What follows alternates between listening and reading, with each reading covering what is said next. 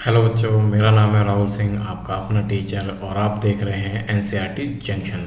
तो बच्चों, आज हम शुरू करने वाले हैं कक्षा 9 की किताब अर्थव्यवस्था को।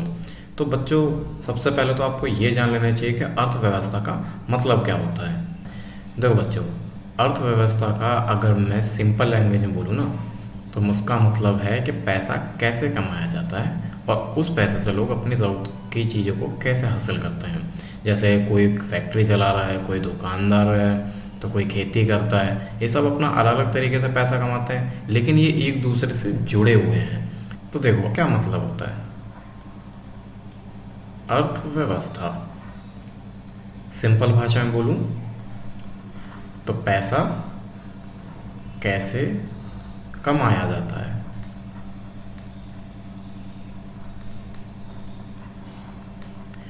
और लोग उस पैसे से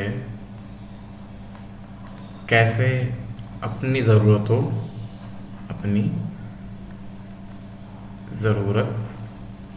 का सामान खरीद लेते हैं। तो बेसिक सी बात है कि अर्थव्यवस्था का इतना मतलब है कि पैसा कैसे कमाया जाता है और लोग अपने ज़रूरतमंद की जो चीज़ें उनको कैसे हासिल करते हैं। तो अब हमारी किताब का जो पहला अध्याय है उसका नाम है पालमपुर की कहानी। अब एक बात सोचने वाली है कि हमारी किताब का जो पहला अध्याय है पालमपुर की कहानी ही क्यों है, मतलब एक गांव की कहानी क्यों है, किसी शहर के ऊपर क्यों नहीं है, या पूरे के पूरे देश के ऊपर क्यों नहीं है। तो देखो, इसका एक सिंपल सा रीज़न है कि हमारा देश जो है ना, उसके अर्थव्यवस्था का जो आधार है वो है गांव। क्यों? क्योंकि हमारे देश के ज़्यादातर लोग तो अभी भी गांव में रहते हैं, और गांव में क्या होती है, खेती होती है। तो खेती हमारे देश का आधार है, जो इसलिए तो कहते हैं ना कि भारत देश एक कृषि प्रधान देश है। तो अगर हमने एक गांव की इकोनॉमी को समझ लिया तो समझ लो कि हमने हमारे देश की इकोनॉमी का फंडा जो है वो भी समझ लिया। ठीक है, तो आगे चलते हैं। अब देखो, इसमें जो पालमपुर गांव के बारे में कहा गया, तो सबसे पहले उसे जानने की कोशिश करते हैं। ये काल्पनिक गांव है, क्योंकि देखो किसी भी गांव का जो रियल नेम नहीं लिया गया, इसमें सिर्फ एक बता दें कि ये काल्पनिक गांव है। ठीक है, इसमें हमें क्या क्या पता चलेगा कि देखो, गांव में जो वस्तुएं और सेवाएं बनाने के लिए अलग अलग तरह से के जो संसाधन का इस्तेमाल कैसे किया जाता है, ठीक है, और उत्पादन संबंधी गतिविधियों के बारे में बताया जाएगा। यानी कि गांव में जो जो कहते हैं अलग अलग चीज़ें इस्तेमाल करके लोग अपना काम धंधा करते हैं। ठीक है, और उस जो सामान लेकर आते हैं वो कैसे आता है, कैसे जाता है, यानी इंपोर्ट एक्सपोर्ट वगैरह ये सब होता है। तो वो सब चीज़ें हमें इसमें देखने को मिलेंगी। चलो आगे बढ़ते हैं। तो परिचय देखो, सबसे पहले एक ये गांव है, इसे आप पालमपुर समझ सकते हो। ठीक है, ये जो है ये पूरा पालमपुर समझ सकते हो आप इसको। ठीक, अब देखो एक गांव में क्या होता है, सोच के देखो। आप भी कभी गांव जाते हो तो आप क्या देखते होगे कि देखो ये गाड़ी है ना, यहाँ बाइक भी है, हॉस्पिटल भी है, स्कूल भी है। ठीक है, यहाँ पे आपको कहते हैं ये बिजली तो दिख ही रही है, यहाँ पे आपको एक इधर साइड आपको खेत भी दिखाई देगा। तो ये सब चीज़ें तो पालमपुर में जो हमारी बुक है उसमें जो पालमपुर के बारे में बताया गया है वो भी ऐसे ही बताया गया है। तो देखो क्या बताया गया है, पालमपुर में क्या है, एक सड़क है जो पालमपुर को रायगंज और शाहपुर जैसे गाँव और कस्बों से जोड़ता है। तो देखो इसमें हमें एक रोड दिख रहा है, तो ये आगे जाके किसी न किसी गांव से जोड़ता होगा, जैसे हमारे यहाँ भी होता ही है ना। फिर परिवहन के बारे में बोला गया है, तो परिवहन में क्या है, इसमें बैलगाड़ियाँ, भैंसा बग्गी, मोटरसाइकिल, जीप, ट्रैक्टर, है ना, ट्रक वगैरह सब हैं। तो देखो यहाँ भी आपको गाड़ियाँ दिख रही होंगी, है ना, ये सब भी तो गाड़ियाँ हैं। ठीक, फिर क्या है इसमें, इसमें बिजली, तो खेतों में सभी नलकूप बिजली से चलते हैं। तो देखो बिजली भी यहाँ पे है ना, कहीं ना कहीं से तो बिजली जा रही होगी। अब क्या है, सिंचाई, विद्यालय, स्वास्थ्य केंद्र के पर्याप्त विकसित तंत्र है, यानी कि सिस्टम है वहाँ पे। कुल मिला के तंत्र का मतलब होता है सिस्टम। तो सिंचाई के लिए देखो, जब यहाँ पे मैंने खेत बताया था आप लोगों को, यहाँ पे एक खेत है, और आपका ये जो विद्यालय यानी कि स्कूल भी है। ठीक है, और आपका स्वास्थ्य केंद्र यानी कि हॉस्पिटल भी है। तो कुल मिला के पालमपुर की कहानी को एक ऐसा दिखाया गया है जो कि वेल डेवलप है, उसके अंदर सारी सुख सुविधाएं हैं। आपको स्कूल मिलेगा, हॉस्पिटल मिलेगा, आपको रोड मिलेगा, आपको ट्रांसपोर्ट मिल जाएगा, आपको इलेक्ट्रिसिटी मिल जाएगी, आपको सब कुछ मिलेगा। ठीक है, यानी कि एक वेल डेवलप गाँव है। ठीक है, अब आते हैं भाई भारत के गाँव में उत्पादन की प्रमुख गतिविधियाँ। देखो गाँव में लोग कैसे पैसा कमा सकते हैं। गाँव में पैसा कमाने के सिर्फ दो तरीके होते हैं। एक होता है आपका कृषि क्रिया यानी कि खेती करके, और एक होता है आपकी गैर कृषि क्रियाएं, यानी कि बिना खेती करे हुए, है ना। गांव में से दो ही चीज़ें हो सकती हैं, या तो खेती कर लो या फिर कोई अपना काम धंधा वगैरह हो या किसी के यहाँ जॉब कर लो। अब कृषि क्रियाओं में क्या है, जैसे मिट्टी की जुताई, यानी कि होता है ना जब खेती करते हैं तो मिट्टी कहते हैं खोदते हैं, उसमें हल चलाते हैं वगैरह वगैरह, ठीक है।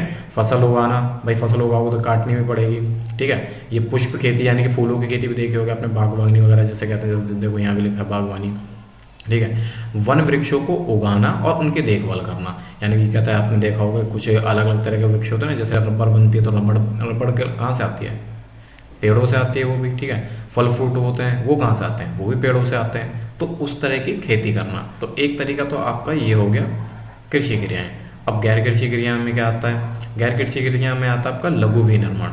लघु का मतलब होता है शॉर्ट और विनिर्माण का मतलब होता है रिप्रोडक्शन, ठीक है। तो यानी कि जो छोटे छोटे काम धंधे होते हैं, आपने देखा होगा जैसे कोई टेलर है ना, उसका कोई बहुत बड़ा कारोबार तो नहीं है, गांव में कितना होते हैं छोटे मोटे टेलर होते हैं, ठीक है। क्योंकि आपने देखा होगा मोची होते हैं जो कहते हैं जूते सिलते हैं, तो इस तरह का छोटा मोटा काम करने वाले, ठीक है। अभी तरह परिवहन, तो आपने देखा होगा कोई ऑटो चलाता है, कोई टैक्सी चलाता है ना। और दुकानदारी तो आपको पता ही है, ठीक है।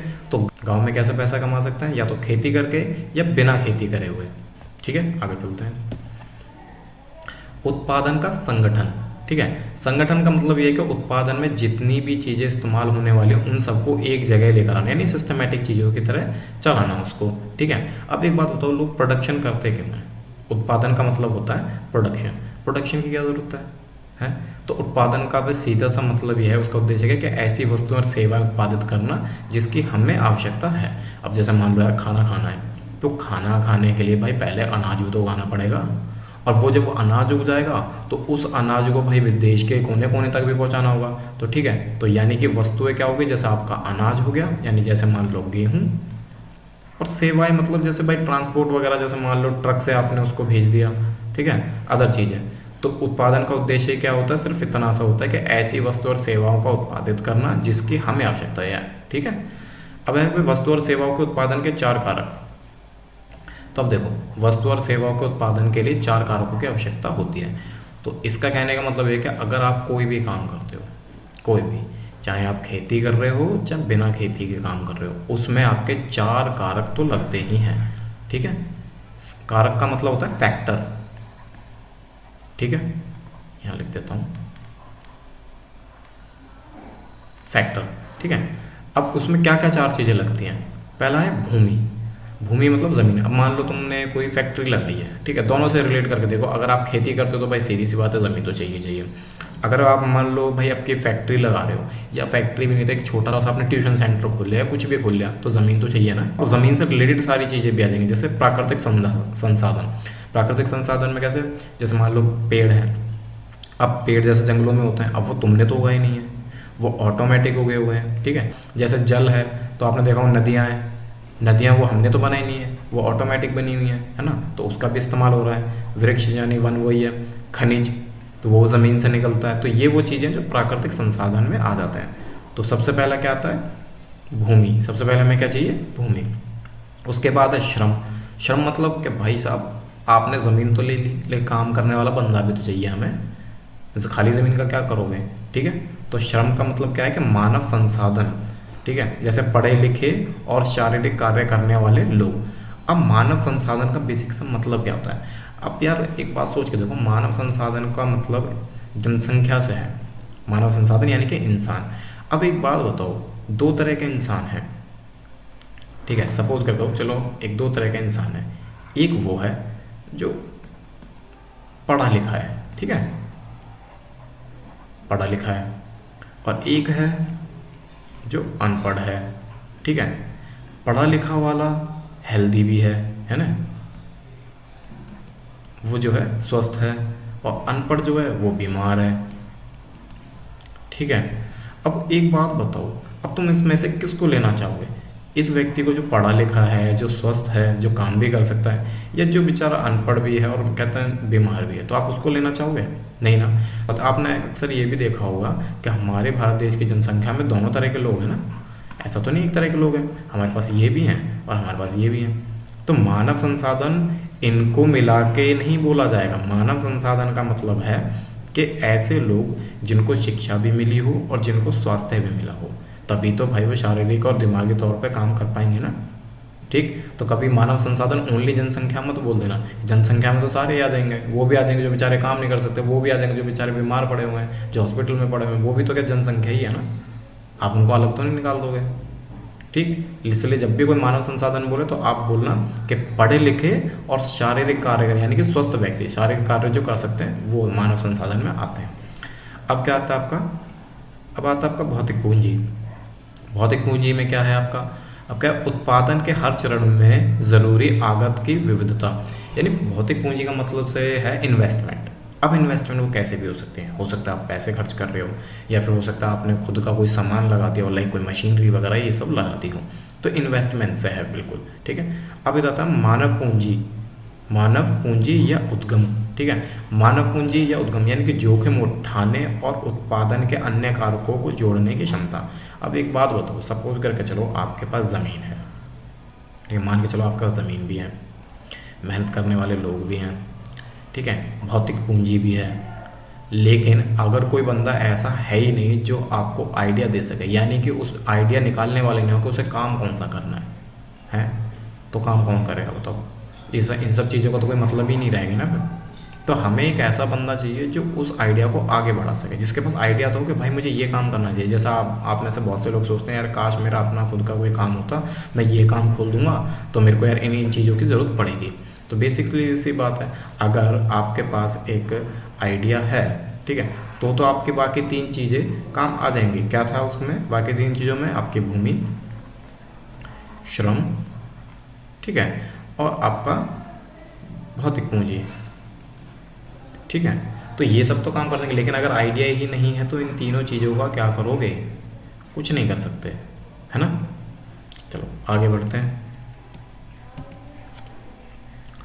क्या आप जानते हैं कि भौतिक पूंजी के अंतर्गत क्या क्या आते हैं। यानी कि देखो भौतिक पूंजी में क्या होते हैं, बेसिकली सी भौतिक पूंजी में 2 तरह के टाइप होते हैं। देखो भौतिक पूंजी में क्या है, एक स्थायी पूंजी और एक होता है कार्यशील पूंजी। स्थायी पूंजी क्या है, जो कई वर्षों तक प्रयोग किए जा सकते हैं।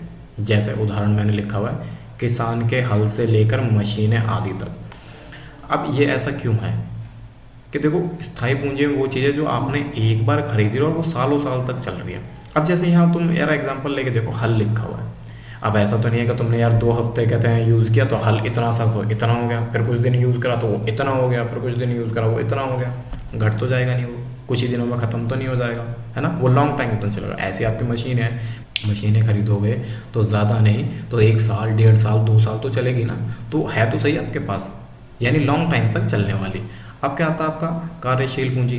तो ये क्या चीज़ होती है, ये चीज़ें उत्पादन क्रिया के दौरान समाप्त हो जाती हैं, जैसे कच्चा माल, ठीक है, या नकद मुद्राएं। अब इधर आगे देखो, कच्चे माल में क्या लिखा है, ये देखो चीनी। चीनी के लिए क्या चाहिए होता है, गन्ना चाहिए होता है। अब भाई गन्ना क्या है, एक तरह का कच्चा माल है। अब तुमने भाई गन्ना लाया, तुमने उससे चीनी बना ली, तो गन्ना तो खत्म हो गया, तुम्हें दोबारा खरीदने की जरूरत पड़ रही है। खरीदने की जरूरत पड़ रही है, ऐसा बात तो है नहीं कि एक बार गन्ना खरीद लो सालों साल तक उसी से चल रहा है, नहीं ना। ऐसे ही भाई तुम्हारे कपड़े बनाने के लिए है, ऐसे क्या तुम्हारा ये कपड़े बनाने के लिए। अब कपड़ा बनाने के लिए क्या चाहिए, रुई चाहिए। एग्जैक्टली बात है, भाई कपड़ा बन गया तो फिर से रुई चाहिए होगी। लोहा है, लोहा कहते हैं आपको कहते हैं बनाना है तो भाई उसके लिए कच्चा लोहा चाहिए होगा। अगर भाई कच्चे लोहे से तुमने अच्छा एक सॉलिड लोहा बना लिया तो फिर दोबारा लाना पड़ेगा। कुम्हार होते हैं, ठीक है, वो क्या करते हैं, जो मटका वगैरह बनाते हैं, दीप वगैरह बनाते हैं, तो उनको मिट्टी भी चाहिए होती है। भाई उसने मटका बना दिया, उसके दीप बना दिए, अलग अलग चीज़ें बना दी, तो मिट्टी भी तो खत्म हो, उसको दोबारा लानी पड़ेगी ना। तो भौतिक पूंजी में 2 प्रकार की चीज़ें आती हैं जो हमने जान लिया। पहला है आपका स्थायी, जो कि लॉन्ग टर्म तक चलेगी। कार्यशील पूंजी जो शॉर्ट टर्म तक चलेगी। ठीक है, आप इसको बस ऐसे याद रख सकते हैं कि हल से लेकर मशीनें, जैसे जनरेटर, टरबाइन, कंप्यूटर, भवन, भूमि, ठीक है, लॉन्ग टाइम तक चलती है। आपका फ़ोन, अब ऐसा तो नहीं आप फ़ोन कहते हो रोज़ रोज़ बदलते हो, फ़ोन भी तो फ़ोन हो गया, आपका लैपटॉप हो गया, आईपैड हो गया, है ना, ये भी तो सालों साल तक चलते हैं। लेकिन आपका ये जो कार्यशील पूंजी है, जैसे मान लो कैश है, आपके पास आज है कल नहीं है, आपको दोबारा कैश की जरूरत पड़ेगी, है ना। तो आपको आई होप ये समझ में आएगा कि भौतिक पूंजी किसे कहते हैं। आइए आगे देखते हैं। अब क्या है, पालमपुर में खेती। ठीक है, पालमपुर में खेती उत्पादन की प्रमुख क्रिया है। जैसे देखो सारे गांव में होता है, वहाँ ज़्यादातर गांव में क्या होता है, खेती करते हैं और छोटे मोटे काम चलते हैं, तो लेकिन ज़्यादातर क्या होता है, खेती होती है। ठीक है, जैसे यहाँ पे भी लिखा है कि 75% लोग अपनी जीविका के लिए खेती पर निर्भर करते हैं। ठीक है, हर गांव में होता है। अब इसमें क्या, लेकिन याद रखिए कृषि उत्पादन में एक मूलभूत कठिनाई भी है। कठिनाई क्या हो सकती है, देखते हैं। खेती की ज़मीन की उपलब्धता सीमित है, ठीक, और जिससे उत्पादन में दिक्कत आती है। देखो यार, गांव में आपने देखा होगा कि ज़मीन कम है ना, लेकिन खेती वो चाहते हैं कि बहुत सारी हो जाए, मतलब अनाज ज़्यादा आए। तो कैसे हो सकता है, क्योंकि ज़मीन तो यार थोड़ी सी है ना। अब वहाँ पे जितने भी लोग हैं, मान लो अभी यहाँ क्या लिखा हुआ है 75% लोग हैं। ऐसा क्यों नहीं कि भाई 100% लोग कहते खेती करें, क्यों नहीं है भाई? 25% कहाँ चले गए? क्योंकि ज़मीन इतनी है ही नहीं।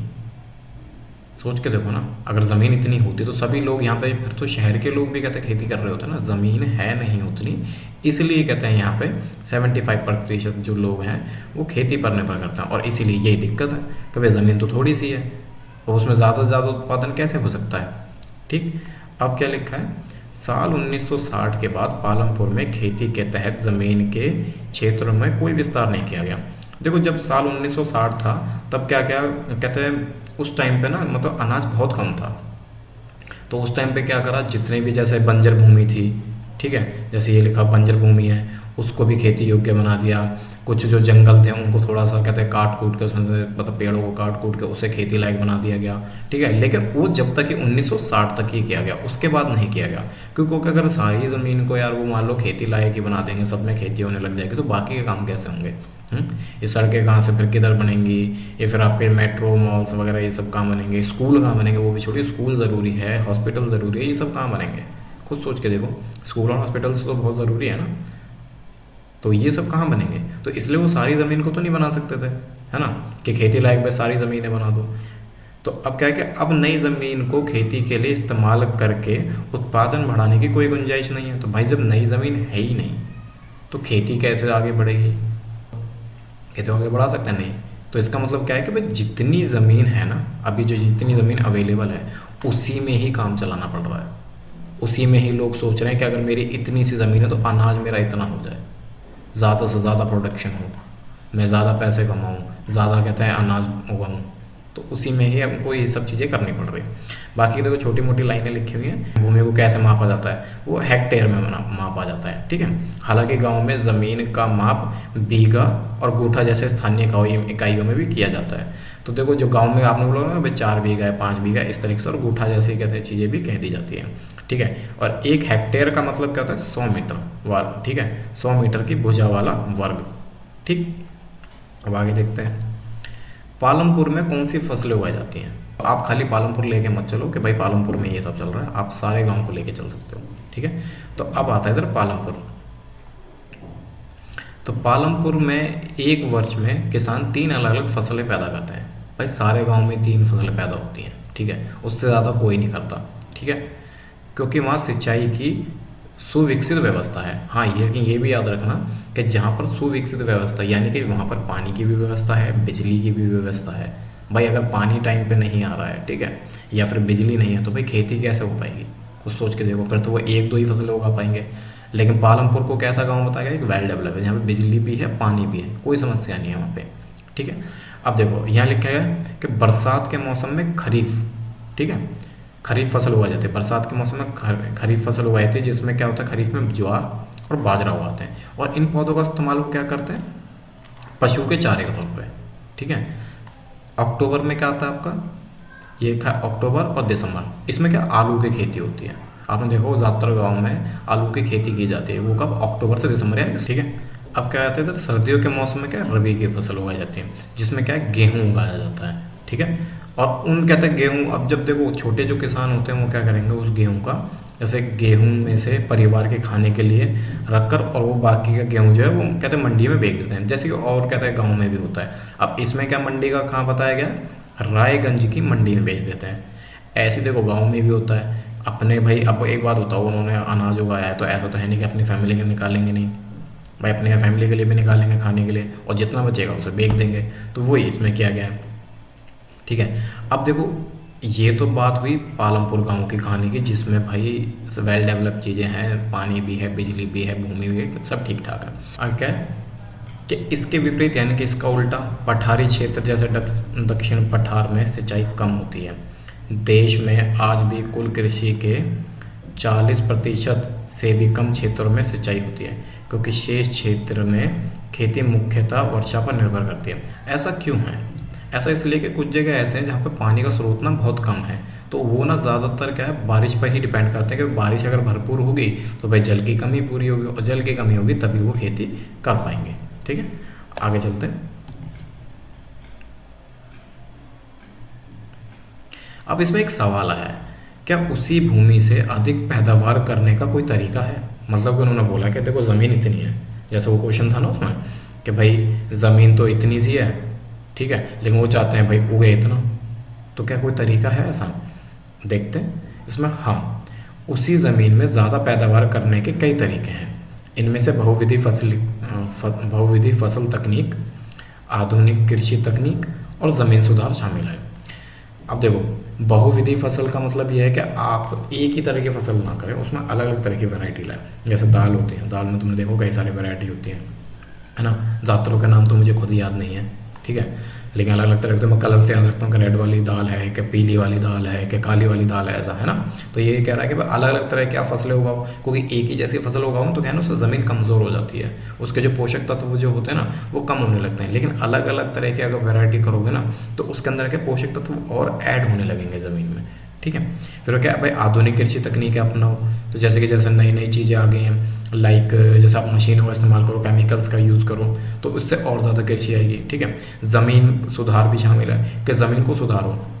ज़मीन सुधार का मतलब ये है कि उसके जो कहते हैं अंदर पोषक तत्व है ना, उसको बढ़ाने की कोशिश करो, ठीक। अब देखो एक्सप्लेनेशन में क्या मैंने लिखा है कि बहुविधि फसली की तकनीक, इसमें क्या होता है कि एक ही ज़मीन पर एक साल में एक से ज़्यादा फसलें उगाना। उदाहरण के लिए क्या है, देखो ज्वार बाजरा गेहूं के बाद आलू की फसल की उगाई की जाती है कि नहीं। तो ये हो गई बहुफसली। ऐसा तो नहीं कि सिर्फ आलू उगाए या गेहूं उगाए, नहीं, उन्होंने 3 तरह की फसलें उगा ली, ठीक। तो इससे क्या होगा कि अब इनसे कहते हैं कमाई डबल हो सकती है, ट्रिपल भी हो सकती है, ठीक है। अब आधुनिक कृषि पे आ जाते हैं। आधुनिक कृषि में क्या है, ट्रैक्टर का इस्तेमाल करो, यानी कि अगर आप पारंपरिक तौर पे बैल और हल का इस्तेमाल करोगे तो देखो थोड़ा समय ज़्यादा लगेगा, ठीक है। थ्रेसर का इस्तेमाल करो, यानी कि कटाई के लिए आप आते हैं ना, आपने देखा होगा कि कहते हैं मजदूरों को लेकर आया जाता है, ठीक है, उससे कटाई की जाती है, फिर उससे कहते हैं उसमें से अनाज का कहते हैं अनाज निकाला जाता है। तो आप क्या कहें, हार्वेस्टर से अगर आप कटवाओगे तो जल्दी कम समय में आपका गेहूँ वगैरह कट जाएंगे। और थ्रेसर से यानी कि उसके अंदर जो बीज होता है, आपने देखो ना बाल के अंदर जो बीज होते हैं, बाल कहते हैं उसको, आपने देखा हो गेहूँ की जो एक पूरी लड़ी होती है उसको हम बाल कहते हैं। तो बाल के अंदर जो गेहूँ के दाने होते हैं वो बाहर निकाल दिए जाते हैं, ठीक है। रासायनिक उर्वरक यानी कि आप केमिकल्स का इस्तेमाल कर सकते हैं, कीटनाशक, ताकि भाई कीड़े ना लगे तो और आपकी फसल बची रहे, ठीक है। और ये है HYV यानी कि हाई यील्ड वैरायटी वाले बीज। आप अगर इसका भी इस्तेमाल करते हैं तो आपका कहते हैं उपज जो वो और ज़्यादा हो जाएगी। अब ये कौन से बीज होते हैं ये भी मैं आपको आगे बताऊंगा, ठीक। तो चलो आगे बढ़ते हैं। अब आता है ज़मीन सुधार, ठीक है। अब तक हमने ये जान लिया कि अनाज ज़्यादा कैसे उगाया जा सकता है, यानी एक साल में अधिक अनाज उगाने के लिए आपको 2-3 तरह की फसलें उगानी चाहिए और आधुनिक मशीनों का इस्तेमाल करना चाहिए, जैसे ट्रैक्टर, थ्रेसर, हार्वेस्टिंग, इनका इस्तेमाल कर सकते हैं। अब आता है ज़मीन सुधार। मान लो आपकी ज़मीन कम उपज देती है, हम उसको कैसे सुधार सकते हैं? तो पहला ऑप्शन क्या है हमारे पास कि भाई हरी खाद का इस्तेमाल करें। मान लो भाई आपने गेहूँ उगाया था, वो आपने खेतों में से काट लिया, अब खेत तो हो गया खाली, अब उसको खाली तो छोड़ नहीं सकते, क्योंकि खाली छोड़ दोगे तो उसके अंदर ज़मीन में जो पोषक तत्व थे ना वो सब निकल चुके, कुछ आधे हवा में मिल गए, कुछ आपके जो गेहूँ थे उसके अंदर चले गए। तो अगर आप ऐसे ही बार बार करते रहेंगे और उसके ही पोषक तत्वों को वापस लाने के लिए कुछ नहीं करेंगे तो ज़मीन तो ख़राब हो जाएगी।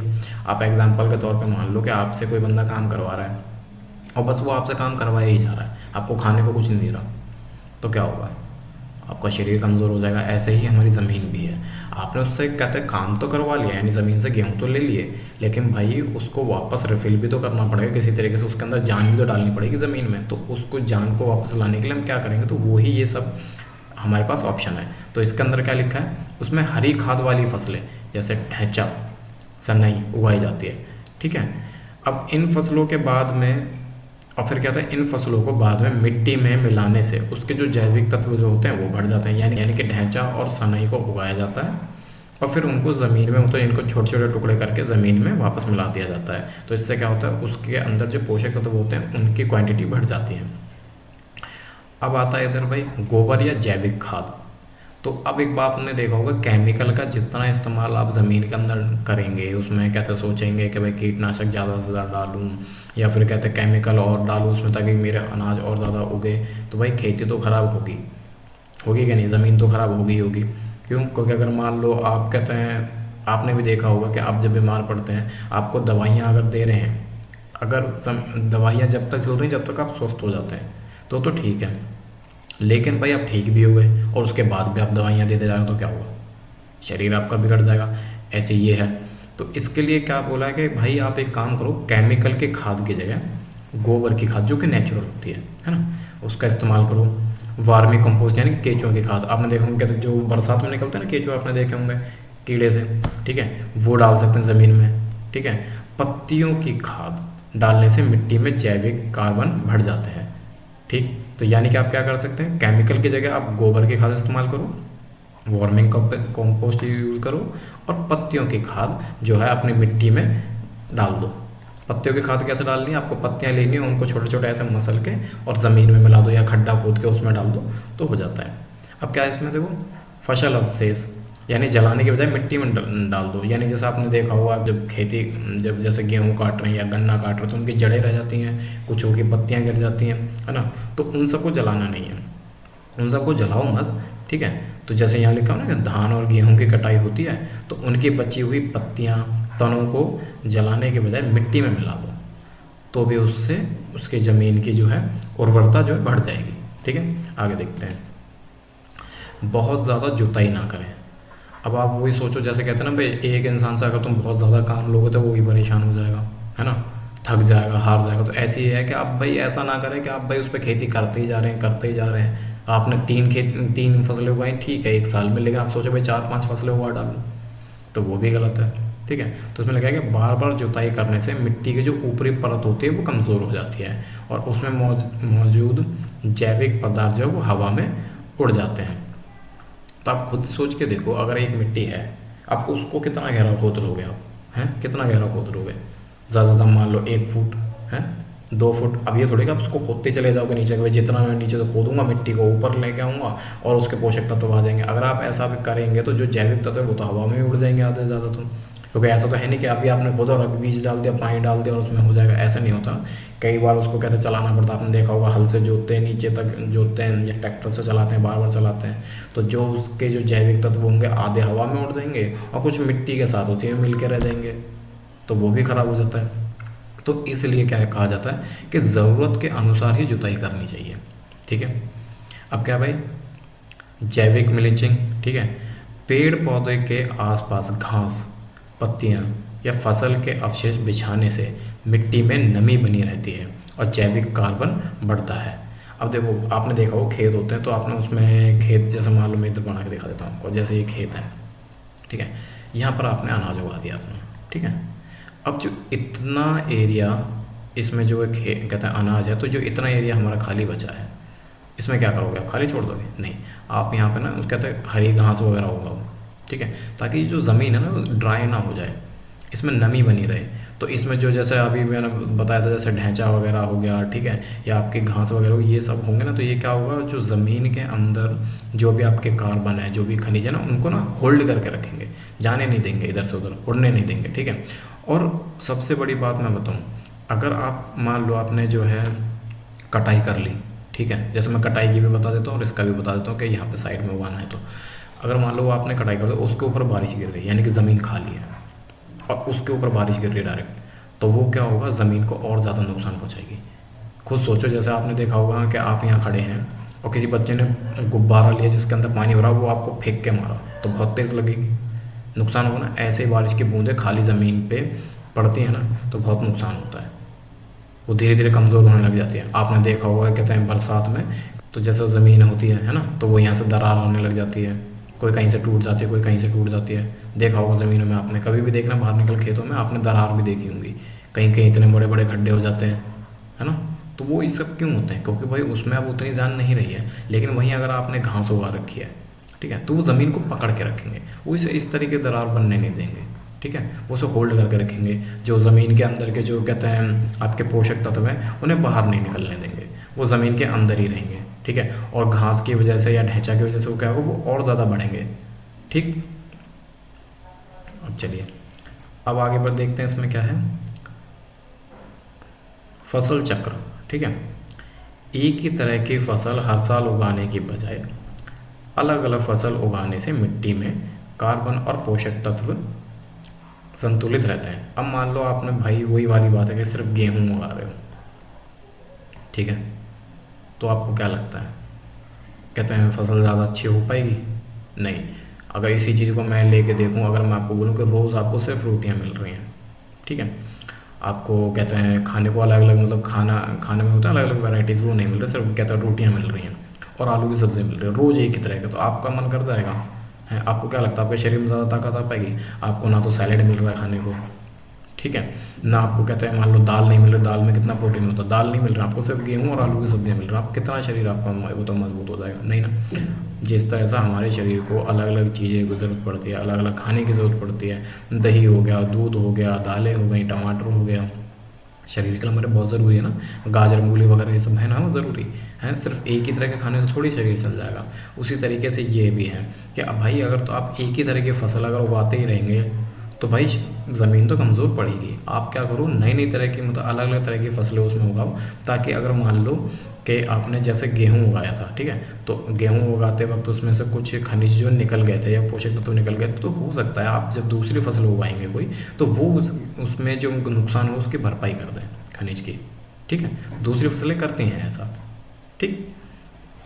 अब जैसे लिखा है 1 साल गेहूँ उगाने के बाद अगले साल आप दाल उगाएं, देखा वही वाली बात आ गई, आपने गेहूँ उगाया तो अगले साल आप उसमें दाल उगा लें, ताकि जो नुकसान हुआ है ज़मीन में वो उसके वापस से भरपाई हो सके, ठीक है। चलो आगे देखते हैं। अब आता है 1960 का दशक, जो अभी हमने बताया था कि 1960 तक जितनी भी कृषि वाली जो ज़मीन थी उसको जितना डेवलप करना था वो हो चुका, ठीक है। अब एक बार 1960 को भी देख लेते हैं कि है क्या। देखो 1960 के दशक के अंत में हरित क्रांति, यानी कि जब 1960 का दशक आया था, दशक का मतलब होता है 60 से लेकर 70 तक, तो इसको दशक कहा जाता है, ठीक है, कि दशक के अंत में क्रांति, यानी कि 1970 के अंत तक के बारे में बता रहा है कि उसमें हरित क्रांति आई। 1960 के दशक के मध्य तक खेती में पारंपरिक बीजों का प्रयोग किया जाता था। देखो सबसे पहले तो मैं आपको ये बता देता हूँ कि 1960 का जो दशक था तो उसमें क्या सिनेरियो हुआ था। 1960 में देखो बात है, देखो 1960 से पहले हमारे देश में जो है ना खेती की अनाज की बहुत कमी हो गई थी, ठीक है।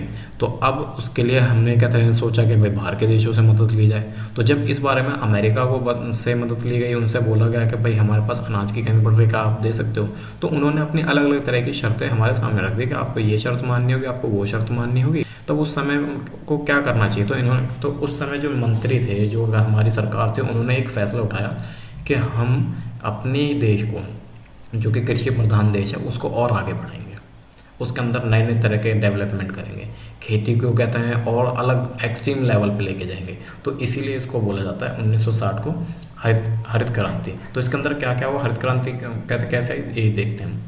देखो इसमें क्या, मध्य तक खेती में पारंपरिक बीजों का उपयोग किया जाता था। मतलब कि जैसे हम कहते हैं हमारे पूर्वज कहते हैं खेतों का में काम करते थे, जैसे गेहूँ लिया, उसे कहते हैं खेत में डाल दिया, गेहूं के आलू काट के वापस उसमें कहते हैं डाल दिया, तो वही पारंपरिक तौर पे उसमें बीजों का इस्तेमाल किया जाता।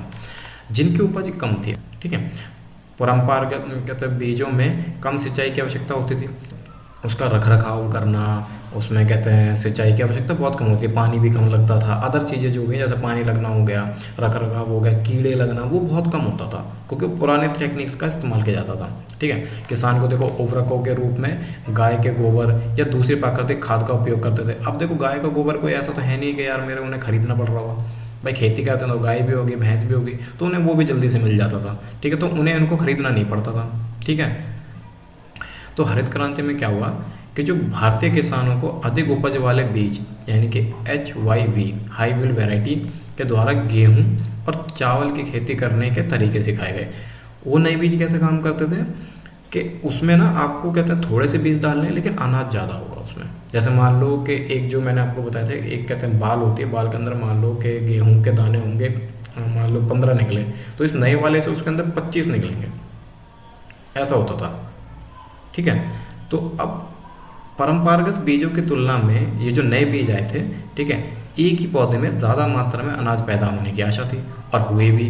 ठीक है, लेकिन इसका ना एक बात बताऊँ, थोड़ा सा ना नेगेटिव इम्पैक्ट भी पड़ा था। देखो जो पुराने बीज होते थे वो भले ही कम अनाज देते थे लेकिन उसके अंदर पोषक तत्व ज़्यादा होते थे, क्योंकि उसका कीटनाशक जो केमिकल वगैरह वो नहीं मिलाया जाता था, इसलिए उनमें पानी भी कम लगता था और उनमें क्या पोषक तत्व भी ज़्यादा होता था। लेकिन ये जो है इनमें भाई ज़्यादा लग रहा है, क्यों? क्योंकि भाई इसके अंदर ज़्यादा दाने हैं तो भाई ज़्यादा चीज़ें खींचेगा, और जब ज़्यादा चीज़ें ज़मीन से खींचेगा वही पोषक तत्व वाली, अगर ज़्यादा चीज़ें इसमें खींचेगा तो आपको पता है फिर इसमें ज़मीन की खराबी होगी, और ज़मीन खराबी होगी उसके अंदर, यानी कि उसके पोषक तत्व अगर बाहर निकलेंगे तो फिर इसके अंदर फिर किस चीज़ की जरूरत पड़ेगी?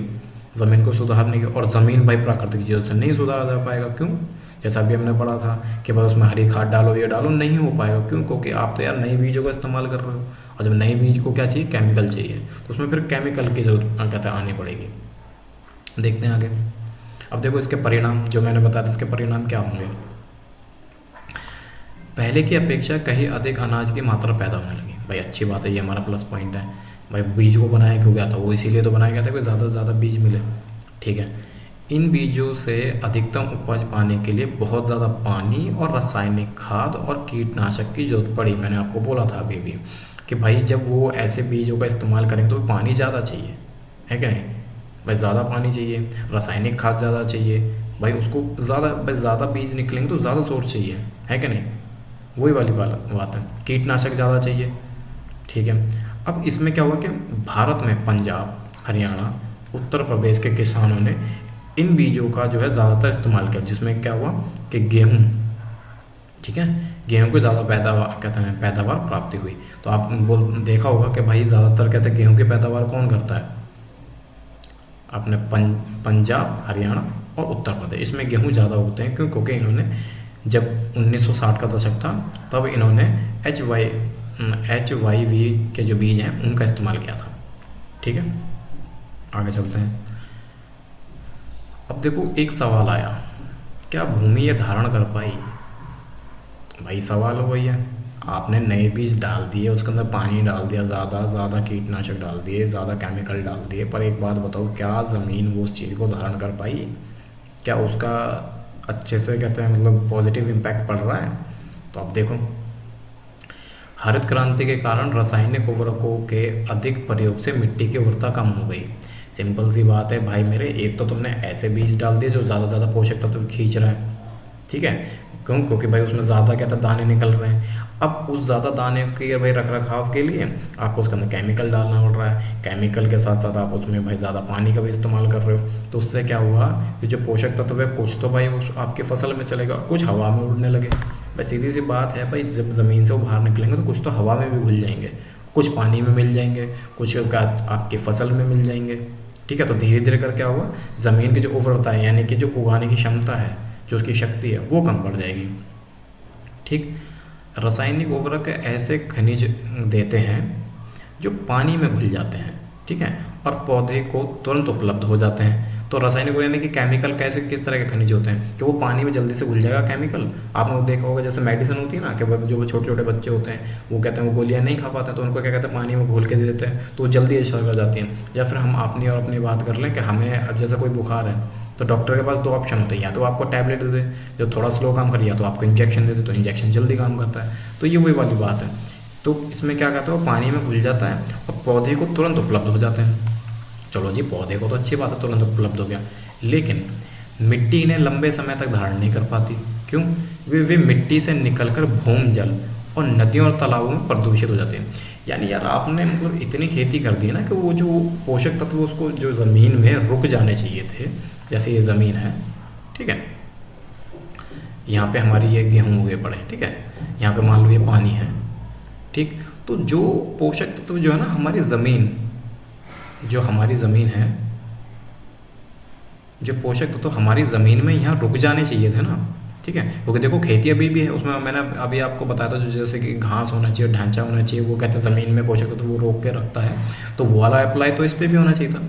लेकिन यहाँ क्या हो रहा है भाई, प्राकृतिक रूप से तो आप कर नहीं रहे हो, यहाँ आप केमिकल का इस्तेमाल कर रहे हो, तो क्या हुआ, वो थोड़ा बहुत तो कुछ कुछ तो यहाँ रुक जाते हैं, लेकिन बाकी धीरे धीरे क्या होता है, जो कहते हैं ज़मीन के नीचे जो पानी बह रहा होता है ना, जमीन के नीचे पानी आपको पता ही है, तो वो उसके अंदर जाके मिलने लगता है। यानी हमारी ज़मीन में अब उतनी शक्ति नहीं रही कि वो अब जो पोषक तत्व है उनको संभाल सके, वो धीरे धीरे धीरे धीरे करके लूज़ होती जाती हैं और नीचे का जो ज़मीन में पानी है उसके अंदर मिल जाता है। ठीक है, और ये पानी फिर कहाँ जाता है, ये नदियों में कन्वर्ट हो जाता है, नदियों से फिर वो जो तालाब होते हैं उनमें भी चला जाता है, तो उससे क्या होता है, गंदगी होने लगती है। क्यों, क्योंकि वो ज़मीन से पानी निकल के आया, वो नदियों से आया, फिर नदियों से वो तालाब में आके इकट्ठा हो गया, तो उसके अंदर केमिकल्स मिले हुए, इसलिए वो पानी को गंदा कर रहा है।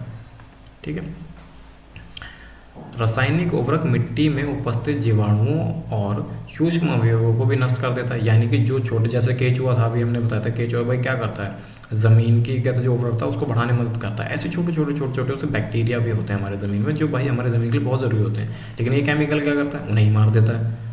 सीधी सी बात, जब वो मर जाएंगे तो भाई ज़मीन की देखभाल कैसे होगी, फिर बताओ ज़मीन में कैसे उसमें इतनी जान आएगी।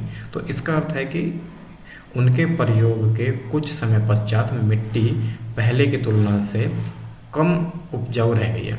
सीधी सी बात है, ज़्यादा से ज़्यादा आपने उगाई करने की कोशिश करी तो आपने उसमें ज़्यादा केमिकल, ज़्यादा पानी, ज़्यादा सिंचाई करने करी, तो उसकी वजह से क्या हुआ कि मिट्टी अब कम उपजाऊ रह गई है।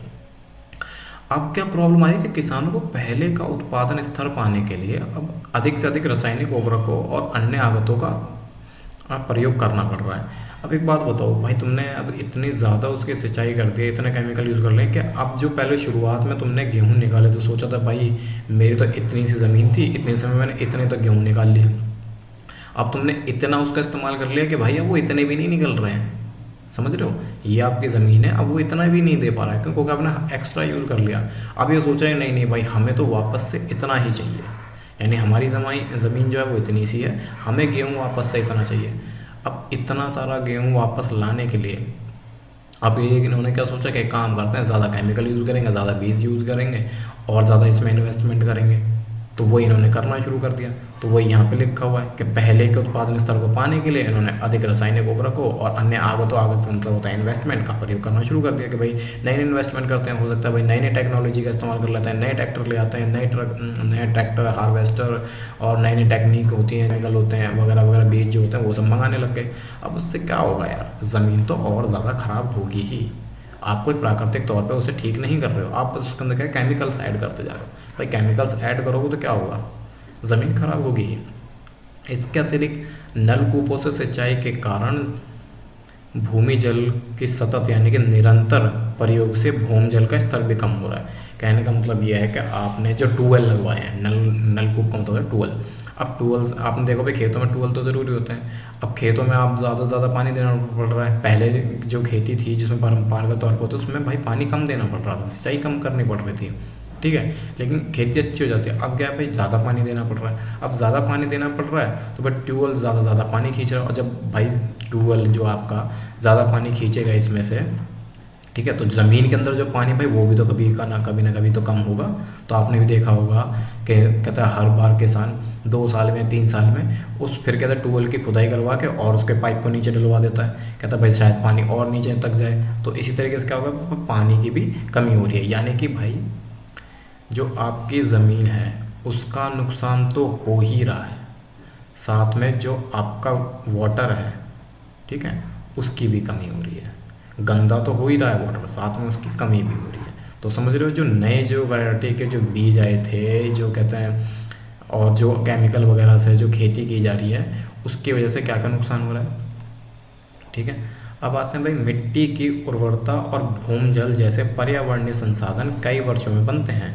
भाई सीधी सी बात है, ज़मीन जो है उसके अंदर जो ज़मीन के अंदर जो भी आपने देखा होगा कि जो पोषक तत्व हैं, ठीक है, वो आप बना तो रहे नहीं हो भाई, उसके रख रखाव के लिए कुछ कर तो रहे नहीं, बस उसका इस्तेमाल करते जा रहे हो, ठीक है। और जो भूमि जल है यानी कि ज़मीन के नीचे जो जल है ना, जैसे मान लो हमारी ज़मीन है, ठीक है, और जो इसके नीचे जल है जो हमारा, वो कभी कभी बनते हैं। अब तुमने यार ट्यूबवेल से तो खींच लिया वो सारा पानी है, ट्यूबवेल से तो तुमने खींच लिया, तुम्हें क्या लगता है उसके नीचे का पानी हमेशा ही रहेगा वहाँ पे? नहीं ना, ये कभी कभी बन पाते हैं।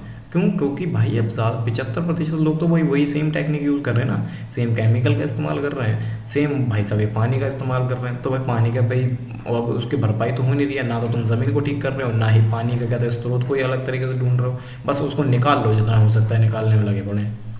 तो भाई कमी तो होगी, ठीक है। फिर क्या लगता है कि एक बार नष्ट होने के बाद उन्हें पुनर्जीवित करना कठिन है, नामुमकिन नहीं है लेकिन कठिन है। ऐसा भी नहीं है आप ये सोचोगे नहीं भाई ख़त्म होगा तो रिपेयर नहीं कर सकते, रिपेयर कर सकते हैं, लेकिन बहुत ज़्यादा मेहनत लगेगी इसमें, बहुत ज़्यादा, ठीक है। चलो आगे देखते हैं। देखो अब आता है श्रम की व्यवस्था। तो अब तक देखो हम क्या पढ़ चुके हैं, याद है आपको मैंने जो 4 कारक बताए थे आपको, है आपको जो 4 कारक मैंने बताए थे उसमें पहला क्या था? अब तक हमने क्या पढ़ा है? भौतिक पूंजी, जो मैंने उसके आपको बता दिए थे 2 पार्ट होते हैं, ठीक है। अब फिर उसके बाद हमने क्या पढ़ लिया? भूमि, ठीक है, यानी उसमें कैसे कैसे खेती होगी, कैसे कैसे सुधार होगा। तीसरा क्या है? श्रम, श्रम यानी कि मेहनत, यानी काम कहाँ से आएगा। तो यहाँ लिखा है, मैंने पहली लाइन में भी लिखा है कि भूमि के पश्चात आता है श्रम। श्रम उत्पादन का दूसरा आवश्यक कारक है, यानी कि भाई साहब आपके पास अगर ज़मीन भी है और आपके पास कहते हैं भौतिक पूंजी भी है, यानी कि आपके पास मशीनरी है, आपके पास पैसा भी है, लेकिन काम करने के लिए लोग नहीं है तो कैसे काम चलेगा? काम कौन करेगा? पैसा भी है, ज़मीन भी है, लेकिन आदमी नहीं है तो कैसे काम होगा, है। तो अब देखो ये गांव के ऊपर बताया गया तो खेती के ऊपर ही बता रहा है बेसिकली, ठीक है। अब आगे चलते हैं। तो देखो यहाँ के लिखा है कि छोटे किसान अपने खेतों में अपने परिवार के साथ स्वयं काम कर लेते हैं, ठीक है। छोटे किसान मतलब जिनके पास छोटी मोटी ज़मीन होती है। अब वो बेचारे वो कहाँ से आ रहे, एक बात तो एक तो ज़मीन छोटी है, अब वो बाहर से बंदे थोड़ी खरीद के लाएगा कि भाई तुम मेरी हेल्प करवा दो मैं तुम्हें पैसे दे दूँगा, ऐसा तो हो नहीं सकता। तो या तो वो स्वयं काम करते हैं, ठीक है, या अपने परिवार के साथ काम करते हैं, ठीक है। इस तरह से श्रम की व्यवस्था स्वयं ही कर लेते हैं। तो छोटे किसान के बारे में बताया, छोटा किसान क्या करता है भाई श्रम व्यवस्था के लिए? या तो अपने परिवार के साथ काम करेगा या स्वयं काम कर लेगा, ठीक है। तो छोटे किसानों को तो भाई सॉर्टेड है। अब जो मझोले और बड़े किसान यानी कि जो मिडिल क्लास के जो किसान हैं, जो बड़े किसान हैं, वो अपने खेतों में दूसरे श्रमिकों को काम करने के लिए किराए पर लेके आते हैं, ठीक है, क्योंकि भाई उनके पास ज़मीन ज़्यादा होती है। अब वो भाई अब मान लो भाई किसी बंदे के परिवार में सिर्फ 5 लोग हैं और ज़मीन भाई साहब उसके पास इतनी कहते हैं मान लो एकड़ों में फैली हुई है 5 एकड़, मान लो 5 एकड़ है या 6 एकड़ है, तो भाई 5-6 एकड़ जोतना हलवा तो है नहीं है, तो उसके लिए वो क्या करेगा? तो वो दूसरे मजदूर ही लेके आएगा, अपने 5 बंदों को लगाएगा थोड़ी कर लेगा वो, ठीक है। अब आता है खेतों में काम करने के लिए श्रमिक या तो भूमिहीन परिवारों से आते हैं या बहुत छोटे प्लॉट में खेती करने वाले परिवार से होते हैं। अब एक बात तो भाई सीधी बात है, मजदूर कौन होता है? जो खेत में काम करेगा। अगर उसके पास खुद इतनी बड़ी ज़मीन होगी जैसे 5-6 एकड़ है, तो तुम्हें क्या लगता है दूसरे खेतों में जाएगा काम करने के लिए? कभी नहीं जाएगा। तो श्रमिक कौन होंगे? या तो उनके पास भाई ज़मीन है ही नहीं, ठीक है, तो वो खेती क्या करेगा, और जब खेती नहीं करेगा तो खाएगा क्या? या फिर भाई साहब या वो छोटे छोटे खेतों वाले होंगे, जैसे लेकिन ना भूमिहीन परिवार से होंगे, यानी कि ज़मीन नहीं है, या फिर छोटे प्लॉट में बहुत ही छोटा, जैसे मान लो उन्होंने अपना छोटा सा खेत है, अपने खेत में काम कर लिया। अब यार वो सोच रहे हैं कि भाई थोड़ा बहुत पैसे और मिल जाए तो अपने खेतों में और कुछ लगवा दूँ, तो उसके लिए भाई काम भी चाहिए, तो वो क्या करेंगे? दूसरों खेतों में चले जाएंगे काम करने के लिए। तो जो बड़े किसान होते हैं वो उन्हें आके ले जाते हैं, ठीक है। तो इन्हें कृषि मजदूर कहा जाता है। अब देखो मजदूर है तो भाई इन्हें बदले में कुछ मिलेगा भी, तो बदले में क्या होता है? इन्हें या तो भाई कुछ पैसे दे दिए जाएंगे, ठीक है, या फिर भाई इन्हें बदले में खाना भी दे दिया जाता है, या फिर जो खेती करते हैं इनमें क्या करेंगे? कुछ पैसे भी दे देंगे, और कुछ जो है जो अनाज वो जो उन्होंने उगाएंगे उसमें से कुछ हिस्सा भी दे देते हैं। तो देखो इसमें देखते हैं, इसमें हमने जैसे लिखा हुआ है कि फसलों पर कोई अधिकार नहीं होता इनका, जो ये फसलें उगा रहे हैं इनका भाई डायरेक्टली अधिकार तो होगा नहीं। सीधी सी बात है भाई, एक बात बताओ, किसी का और का खेत है, अब वो मान लो उसमें काम कर रहे हैं, कल को खेती हो क्या तो उसमें अनाज आएगा तो ये थोड़ी कह देंगे इस पर हमारा हक है। भाई ज़मीन तो उस बेचारे की दूसरे की है, उसने भाई इन्वेस्टमेंट भी किया है, ये मशीनें भी लगवाई हैं, उसके अंदर बंदे भी लगवाए हैं, उसने भाई रासायनिक खाद भी लगवाई है, जो अदर वगैरह वगैरह। तो ये जो मजदूर है ये थोड़ी कह देंगे भाई मेरा, कहता है मैंने उगाया है तो ये खेती पे मेरा काम, मतलब मेरा अधिकार है। फिर क्या है, खेत में काम करने वाले श्रमिक या तो दैनिक मजदूरी के आधार पर आते हैं, या तो उनको डेली डेली पगार दे दी जाएगी कि भाई आज तुम कहते हैं आज शाम हो गई, तुम्हारा काम हो गया, तुम जा सकते हो पैसे लेके अपने, ठीक है। या अन्य विशेष जैसे कटाई या पूरे साल के लिए काम पर रख लिया जाता है, या फिर उन्हें पूरे साल के लिए बांध लिया जाता है कि ठीक है भाई पूरे साल तुम हमारे यहाँ काम करोगे, या तो दिहाड़ी मजदूर की तरह काम कर लो या पूरे साल के लिए आप हमारे यहाँ ही काम कर सकते हो, ठीक है। इन्हें काम के बदले में या तो पैसे या वस्तु जैसे अनाज के रूप में मजदूरी मिलती है, और कभी कभी श्रमिकों को भोजन भी मिलता है, ठीक है। जैसे होता है भाई, बंदे मान लो सुबह से लगे पड़े हैं, रात तक काम करेंगे, तो अब भाई पैसा तो शाम को मिलेगा, तो जब तक वो बेचारे क्या खाएंगे भी तो सही कुछ। तो ठीक है, उनको क्या कहते हैं भाई, कहते हैं कि कुछ पैसे दे देंगे हम तुम्हें, ठीक है, और साथ में कुछ खाने को भी दे देंगे। तो इस तरह की चीज़ें इन्हें मजदूरी मिलती है। तो अब तक आपने ये समझ लिया कि भाई श्रम व्यवस्था कैसे होगी। अगर मैं बेसिकली बोलूँ कि श्रम का उत्पादन कैसे होता है, तो छोटे किसान क्या करेंगे, वो खुद काम कर लेंगे, ठीक है, या तो वो खुद काम कर लेंगे, अपने फैमिली के साथ काम कर लेंगे। जो मझोले और बड़े किसान होंगे, ठीक है, जो ये मझोले किसान है और या फिर जो बड़े किसान हैं, वो क्या करेंगे, दूसरे श्रमिकों को लेके आएंगे, उन्हें काम देंगे। चलो तो अब आगे चलते हैं, ठीक है। अब क्या आता है इसमें, इसमें कि भाई खेतों के लिए आवश्यक पूंजी। अब बारी आती है कि भाई देखो, तुम्हारे पास अभी जो मैंने 4 कारक बताए थे उसमें क्या था, आपके पास भूमि है, ठीक है, आपके पास श्रम है, ठीक है, भौतिक पूंजी है, ठीक है।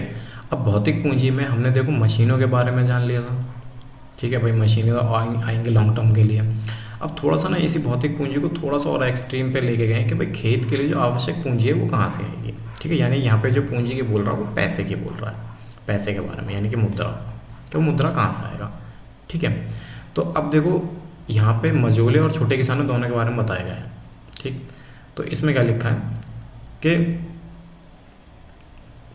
आधुनिक खेती के तरीके में ज़्यादा पूंजी की ज़रूरत होती है। भाई सीधी सी बात है, भाई आधुनिक खेती करोगे, भाई ज़्यादा अनाज चाहिए तो आधुनिक खेती करोगे, क्यों, क्योंकि उसमें ट्रैक्टर की ज़रूरत है, आपको हार्वेस्टर की ज़रूरत है, थ्रेसर की ज़रूरत है, केमिकल की ज़रूरत है, बहुत सारी चीज़ों की ज़रूरत है। इसलिए किसानों को पहले की तुलना में ज़्यादा पैसों की ज़रूरत होती है।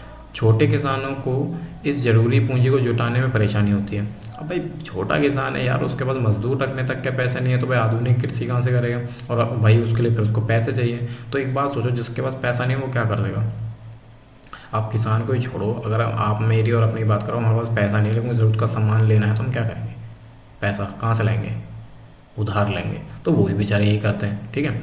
अब उसमें क्या है, बीज कीटनाशक और अतिरिक्त उसे पानी खरीदने और खेती के औजार की मरम्मत करवाने के लिए नगद पैसे की जरूरत है। भाई सीधी सी बात है, खेती करेगा तो उसके लिए उसका बीज भी चाहिए, है ना, कीटनाशक भी चाहिए, और उसके बाद पानी भी चाहिए, साथ में खेती के औजार हो सकता है उसका हल वगैरह टूट गया हो या फिर ट्रैक्टर वगैरह ख़राब हो गया तो उसको भी रिपेयर करवाने के लिए क्या चाहिए होगा, उसका पैसा चाहिए होगा।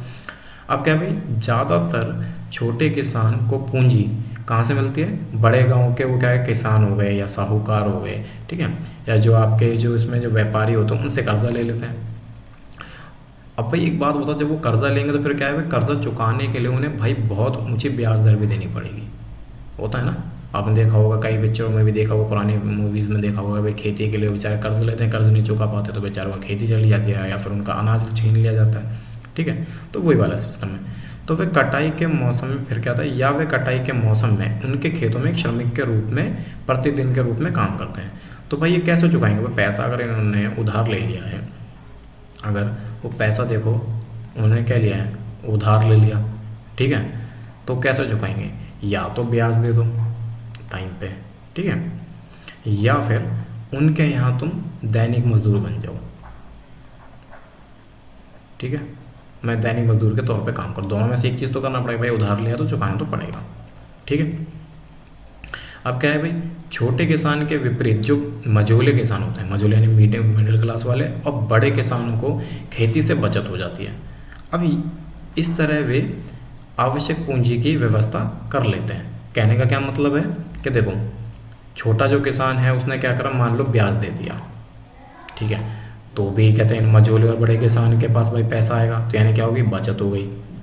अगर मान लो पैसा वो छोटा किसान नहीं चुका पाया तो दैनिक मजदूर है, तो दैनिक मजदूर भाई कहते हैं दैनिक मजदूर के तौर पे काम करेगा, तो भाई उसको वो सैलरी तो देगा नहीं, तो यानी कि उसके मजदूरी के पैसे बच गए, और मजदूरी के पैसे बच गए तो भी मझोले और बड़े किसान की भाई कहते पैसे बल्ले बल्ले हो गए, यानी कि पैसे फिर भी बच गए उसके, तो यानी कुल मिलाकर उसकी खेती में बचत हो जाती है, ठीक है। आगे चलते हैं। अब इसमें आता है कि भाई एक तो वो बचत हो गई कि भाई वो कैसे पैसे बचा रहा है।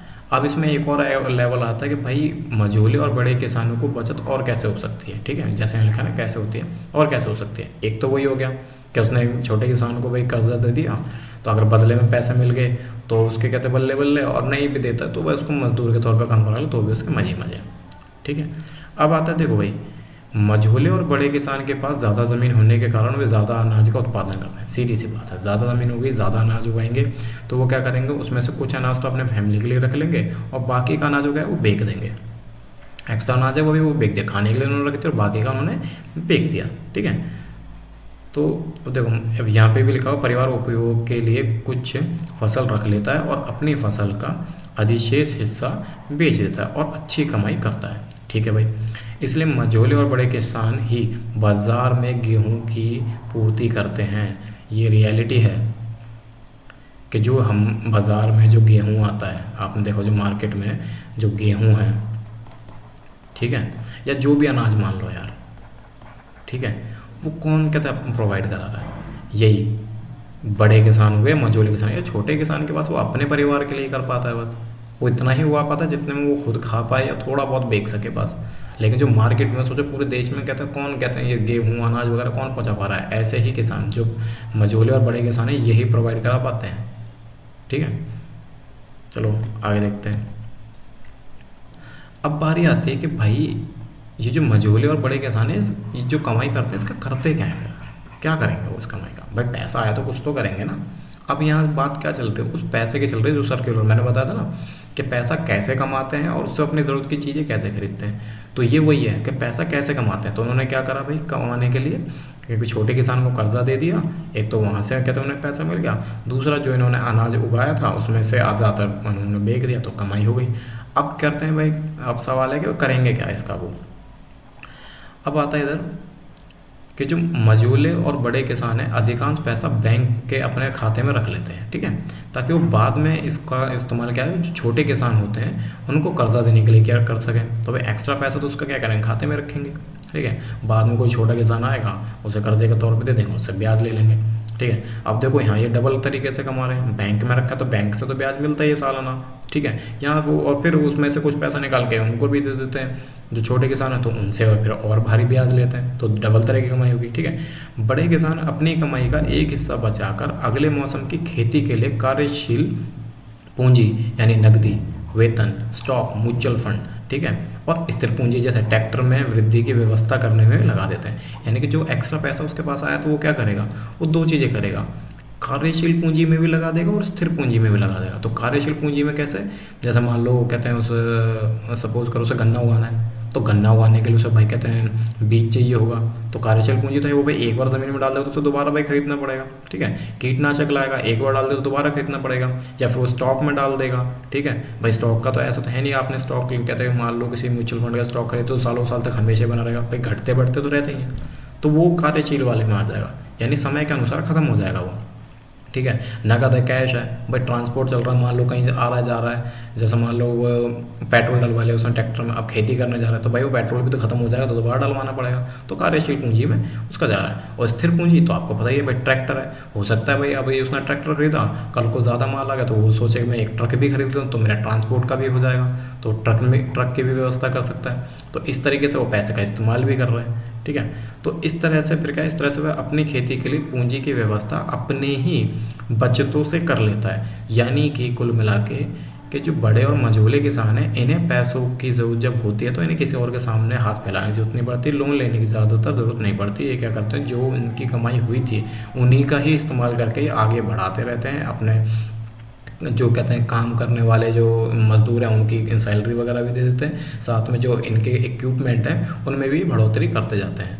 ठीक है, अब आता है भाई कुछ किसान बचत का उपयोग पशु, ट्रक आदि खरीदने अथवा दुकान खोलने के लिए भी कर देते हैं। ऑफकोर्स करते हैं, जैसे मान लो भाई कोई किसान है, बड़ा किसान है, उसने खेती करी, अब उसने सोचा एक काम करता हूँ उसमें से कहते हैं मैं अपने एक होटल खरीद लेता हूँ। ठीक है, उसने एक होटल खरीद लिया, अब बताओ होटल में क्या होता है, खाना ही बनेगा ऑफकोर्स। अब गेहूँ देखो मान लो वो उगा ही रहा है, सब्जियाँ भी वो उगा रहा है, तो उसे कहीं और से खरीदने की जरूरत पड़ेगी नहीं पड़ेगी, वो अपने होटल में अपने ही खेतों का कहते हैं सामान इस्तेमाल कर लेगा, है कि नहीं। तो अब उससे क्या होगा, खेत का सामान कहते हैं खेत से तो वो कमा ही रहा है। ठीक है, खेत से कैसे कमा रहा है कि भाई बाजार में भी वो बेच रहा है उन्हीं चीज़ों को, और उसी खेत से वो अपने होटल में भी कहते हैं भेज रहा है, तो वहाँ से भी कमा रहा है, यानी होटल से भी, समझ रहे हो। तो कैसे वो पैसे से पैसा कमा रहा है, समझ रहे हो, एक तरीके वो होता है ना लोग के पैसे से पैसा कैसे कमाया जाता है, वो वही चीज़ कर रहा है। ठीक है, आगे चलते हैं। अब तक पालमपुर में गैर कृषि क्रियाएं, अब तक हमने जो सीखा वो कृषि के रिगार्डिंग सीखा था, ठीक है, कि अगर कोई व्यक्ति कृषि में कहते हैं कृषि के ज़रिए पैसा कमाना चाहता तो कैसे कमाएगा।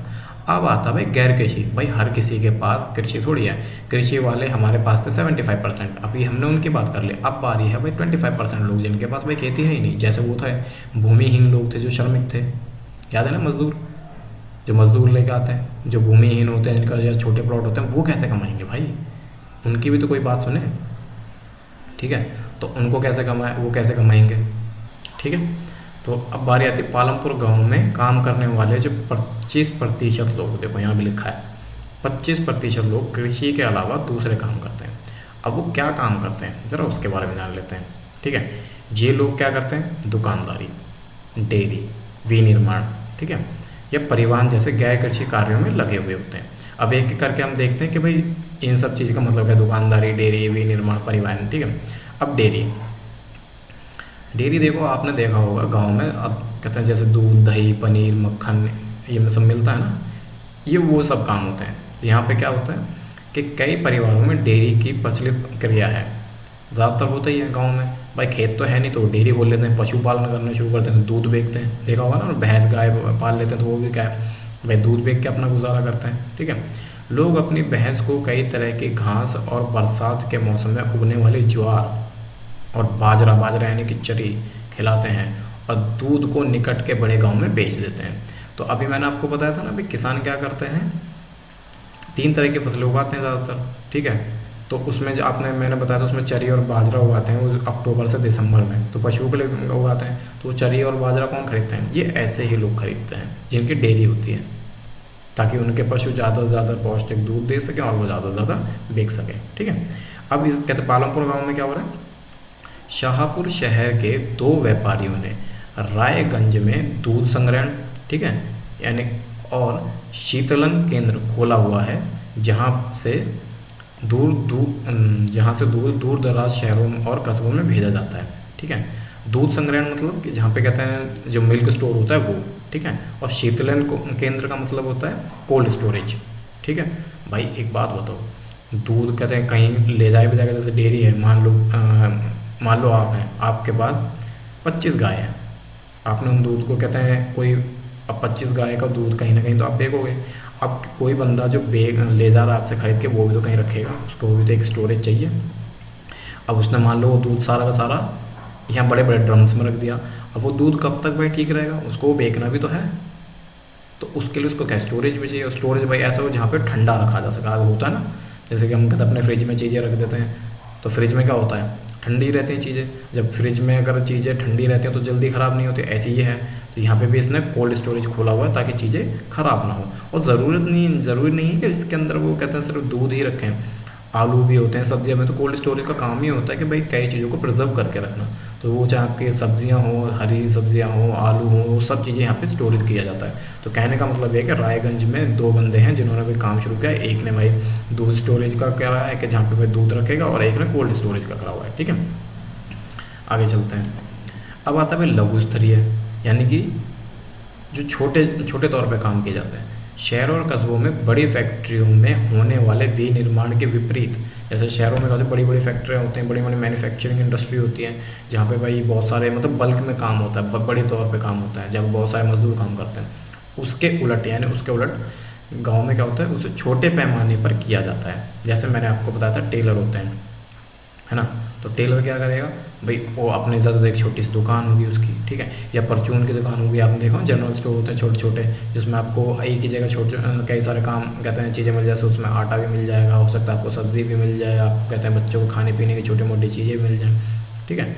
पालमपुर में विनिर्माण में बहुत सरल उत्पादन विधियों का प्रयोग किया गया है। तो अगर हमें पालमपुर में जो विनिर्माण है यानी कि जो प्रोडक्शन है उसमें बहुत सरल कहते हैं विधियाँ हैं, कोई ज़्यादा मतलब कॉम्प्लेक्स चीज़ें नहीं है उसमें, ठीक है। विनिर्माण कार्य पारिवारिक श्रम की सहायता से अधिकतर घरों या खेतों में किया जाता है। कहने का मतलब जो है कि जो प्रोडक्शन किया जा रहा है उसके लिए ज़्यादातर वो लोग या तो अपनी ही फैमिली का इस्तेमाल कर लेते हैं, ठीक है, वो चाहे अपनी दुकान के लिए हो, चाहे अपने खेतों के लिए हो, चाहे किसी के लिए हो, वो ज़्यादातर जो है पारिवारिक श्रम की सहायता ले लेते हैं।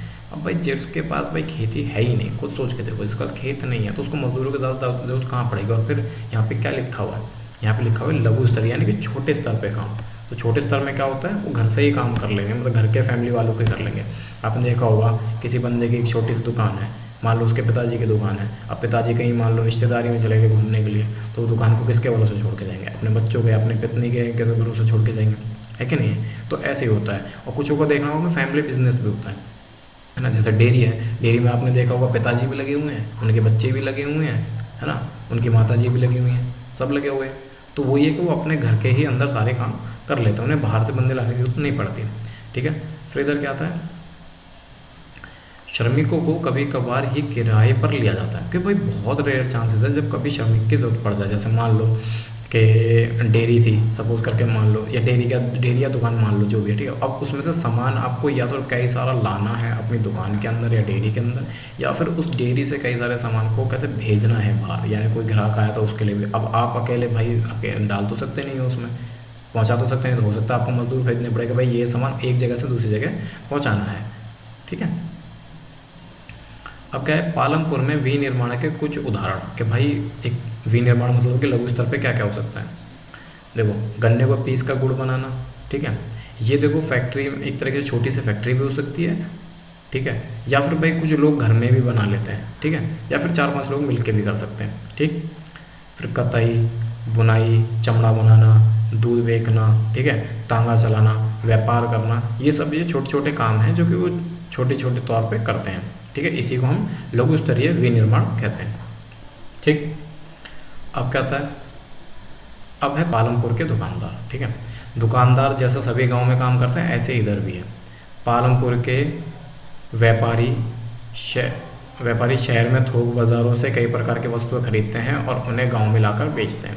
सीधी सी बात है, कोई भी व्यापारी होगा तो हर घंटे तो सामान लेने जाएगा नहीं शहर, वो क्या करेगा कि भाई इतना सामान तो लेके आ जाएगा कि वो 4-5 दिनों तक चल सके। जैसे मान लो कोई बंदा दुकान, छोटी मोटी दुकान चलाता है, तो उसमें वो क्या करेगा, एक बार में सारा सामान खरीद लाएगा ताकि वो 10-15 दिन तक तो चले। ठीक है, तो थोक में सामान लेके आएगा और गाँव में बेचने लगता है। आप देखेंगे कि गाँव में छोटे जनरल स्टोर में चावल, गेहूँ, चाय, तेल, बिस्कुट, साबुन, टूथपेस्ट, ठीक है, बैटरी, मोमबत्तियाँ, कॉपी, पेन, पेंसिल, यहाँ तक कि कुछ कपड़े भी बिकते हैं। और सच में आपने देखा भी होगा, एक छोटी सी दुकान, उसके अंदर आपको सब कुछ मिल जाएगा, मिलता है ना। वो क्या करता है, वो सारी चीज़ें ले आता है कि वो एक बार में सारी चीज़ें भर लेगा ताकि उसे बार बार ना जाना पड़े और एक ही जगह सारा सामान मिल जाए। ठीक, कुछ परिवारों में जिनके घर बस स्टैंड के निकट होते हैं, है ना, अपने घर के एक भाग में छोटी सी दुकान भी खोल लेते हैं। वो ऑफ कोर्स, है ना, खोल लेते हैं कि नहीं, ताकि वे खाने की चीज़ें बेचते हैं। आपने देखा होगा भाई, बस स्टैंड हो गया, रेलवे स्टेशन हो गया, मेट्रो स्टेशन हो गया, वहाँ पे क्या होगा, अगर किसी के पास वहाँ पे किसी का घर है या कोई ज़मीन है तो वहाँ एक छोटी सी दुकान खोल लेंगे कि वहाँ पे ये छोटी छोटी चीज़ें, भाई खाने पीने की चीज़ें हो गई, या फिर आजकल आपने देखा होगा फ़ोन के एक्सेसरीज होते हैं ना, जैसे चार्जर हो गया, ईयरबड हो गए, ठीक है, हेडफोन हो गया, ये सब बेचने लगते हैं। ठीक, तो ये भी वही है कि भाई लोग ज़्यादातर काम ऐसे अपना निकाल लेते हैं। अब लास्ट क्या बचता है भाई, गैर कृषि में परिवहन। ठीक है, परिवहन, अब देखो परिवहन का मतलब क्या है, मतलब है ट्रांसपोर्ट। ठीक है, तेज़ी से विकसित होने वाला एक क्षेत्र। अब देखो ये ना सबसे ज़्यादा लोग आजकल इसमें ज़्यादा इन्वेस्ट कर रहे हैं। मतलब दुकान के लिए तो अब लोग सोचते हैं कि भाई ज़मीन चाहिए, ठीक है, फिर उसमें कहते हैं स्टॉक डालना पड़ेगा, यानी कोई सामान ला के रखना पड़ेगा, फिर वो बिकेगा। यहाँ पर लोग क्या सोचते हैं कि भाई एक काम करते हैं, भाई ऑटो रिक्शा वगैरह खरीद लेते हैं, ईएमआई पे निकलवा लेंगे और धीरे धीरे काम चलता रहेगा, हमारा ईएमआई भी भरते रहेंगे और कमाई भी होती रहेगी। तो वही है, तो पालमपुर में परिवहन क्षेत्र तेज़ी से विकसित हो रहा है। गाँव कोई भी हो, आप देखोगे ट्रांसपोर्ट ज़्यादा ही हो गए हैं। आप गलियों से बाहर निकल के देखो, आपको कितनी सारी गाड़ियाँ मिलेंगी, आपको कितने सारे ऑटो मिलेंगे, है कि नहीं। और ट्रैफिक लग जाता है तो कितना लंबा ट्रैफिक लग जाता है, क्यों, क्योंकि आजकल गाड़ियाँ ज़्यादा हो गई हैं। ठीक है, क्योंकि यहाँ बेहतर बुनियादी ढांचा है। यहाँ पे इसमें कहते हैं इस गांव में क्यों इतनी विकसित हो रही है, क्योंकि बेहतर बुनियादी ढांचा, मतलब कि वहाँ पे अच्छी सड़कें हैं, ठीक है, अच्छे पुल भी बने हुए, पुल बने होंगे वहाँ पे, ताकि कहते हैं जैसे नदी जा रही तो वहाँ पुल बने होंगे, तो टूटे हुए पुल नहीं है। मतलब अब मैंने जस्ट थोड़ी देर पहले आपको बताया था कि वेल डेवलप गाँव है, वहाँ पे सड़कें अच्छी हैं, व्यवस्थाएँ सारी हैं, इसलिए वहाँ पर ये सब चीज़ें हो रही हैं।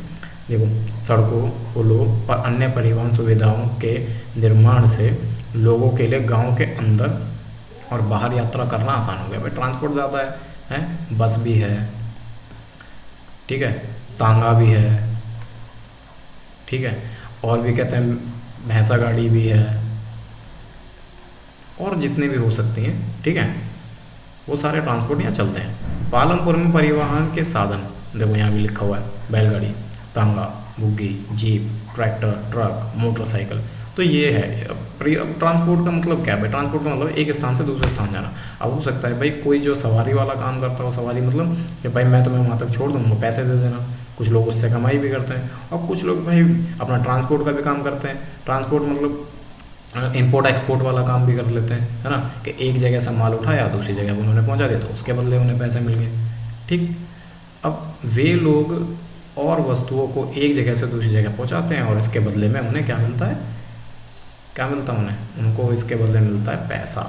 ठीक है भाई, सीधी सी बात है, मिलते हैं। और फिर कई वर्षों में परिवहन से जुड़े लोगों की संख्या बहुत बढ़ गई है, आपने देखा होगा, है ना। हर किसी के पास, अब एक घर में भी देख लो, घर के अंदर किसी के पास दो बाइक हैं, तो किसी के पास 3 बाइक हैं, है क्या नहीं? किसी के पास एक गाड़ी है, तो किसी के पास हो सकता है भाई 4-5 गाड़ी हैं। क्यों बढ़ गई हैं? क्योंकि ट्रांसपोर्ट बढ़ता जा रहा है, लोगों को सुविधाएं चाहिए ताकि एक जगह से दूसरी जगह आने जाने में सुविधा हो सके। ठीक है, चलो आगे बढ़ते हैं। तो आज का लेक्चर हमारा ये यहीं ख़त्म होता है। तो आप लोग ज़रूर बताइएगा कि मेरा ये लेक्चर आप लोगों को कैसा लगा और कितनी आपको बातें समझ में आई, कमेंट करके ज़रूर बताइएगा। एक छोटा सा एक काम करते हैं, एक रिकैप मैं आपको दे देता हूँ, समरी 2 मिनट की, कि हमने अब तक क्या क्या सीखा। ठीक है, तो देखो, सबसे पहले हमने देखा कि अर्थव्यवस्था क्या होता है। ठीक है, उसका बेसिक सा मतलब होता है पैसा कैसे कमाया जाता है और अपनी ज़रूरत की चीज़ें, अपनी ज़रूरी चीज़ें कैसे हासिल करते हैं। ठीक है, फिर उसके बाद मैंने आपको एक कहते हैं गांव के बारे में पता चला। ठीक है, अब आता है गांव। तो गांव का नाम क्या था? पालमपुर। ठीक है, जिसमें क्या था, 75% लोग क्या करते हैं? खेती। ठीक है, और 25% लोग क्या कर रहे हैं उसके अंदर? ये जो गैर कृषि कार्य करते हैं।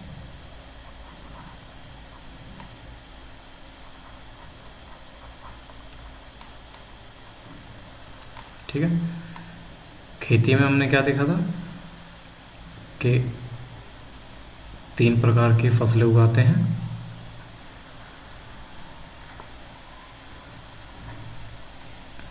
ठीक है, फिर क्या देखा था? भूमि सुधार।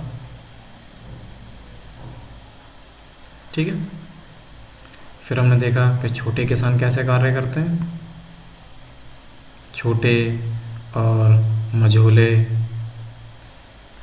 ठीक है, और बड़े किसान के बारे में जाना। ठीक, अब खेती करने के लिए जो अभी हमने देखा था 4 कारक होते हैं, याद है? 4 कारक क्या था? 4 कारक में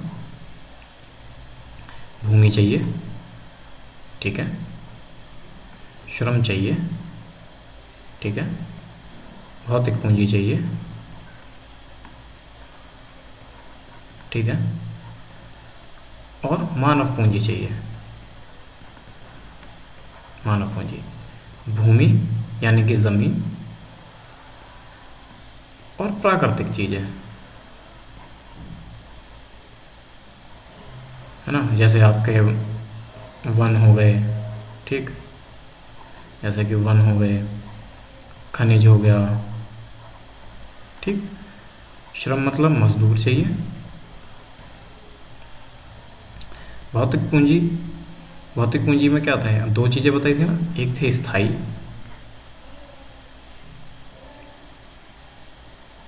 ठीक, और एक था कार्यशील पूंजी।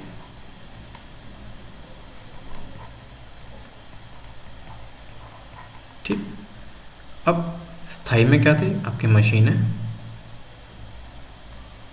ठीक, और कार्यशील में आपका क्या था? कच्चा माल और नकद। ठीक है। मानव पूंजी में क्या था,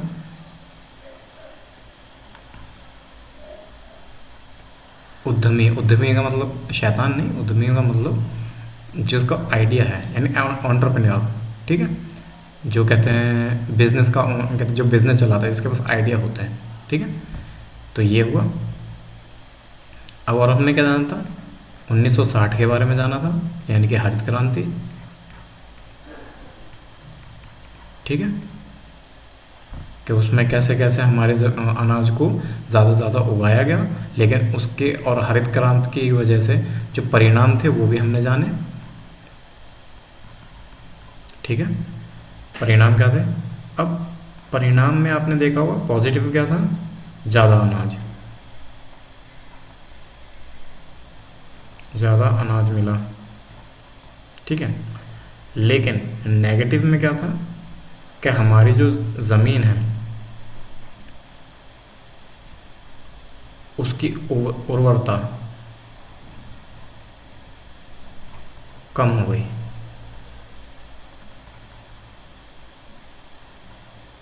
है ना, यानी नेगेटिव इम्पैक्ट पड़ने लगे।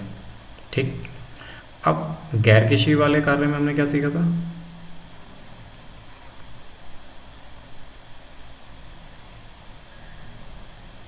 गैर कृषि वाले में हमने सीखा था कि वो लोग कैसे पैसा कमाते हैं। तो एक हो गया डेयरी, ठीक, दूसरा क्या था, दुकानें, ठीक है, तीसरा क्या था, परिवहन, चौथा क्या था, परिवहन के बाद बताओ,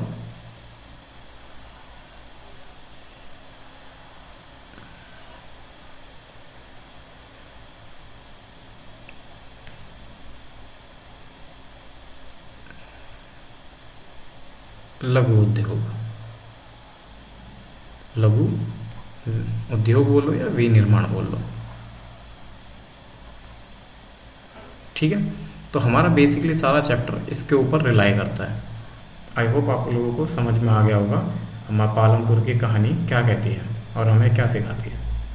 थैंक यू।